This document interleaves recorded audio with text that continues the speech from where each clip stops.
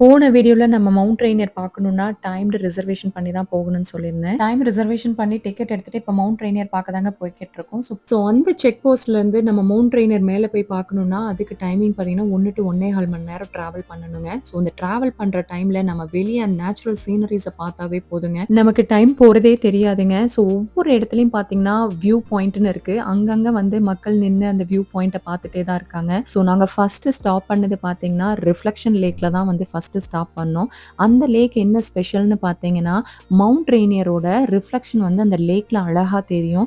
நாங்க போன அன்னைக்கு அந்த ரிஃப்ளெக்ஷன் லேக்ல ஃபுல்லா ஸ்னோவா இருந்துச்சுங்க. ஒரு இடத்துல மட்டும் தான் தண்ணியா இருந்துச்சு. அந்த கொஞ்சம் தண்ணி இருக்கிற இடத்துல மவுண்ட் ரெய்னியரோட ரிஃப்ளெக்ஷன் வந்து லைட்டா தெரிஞ்சுச்சு. பட் ஃபுல்லா தண்ணியா இருந்துச்சுன்னா கண்டிப்பா மவுண்ட் ரெய்னியரோட ரிஃப்ளெக்ஷன் ரொம்பவே பியூட்டிஃபுல்லா இருக்குங்க பார்க்கறதுக்கு.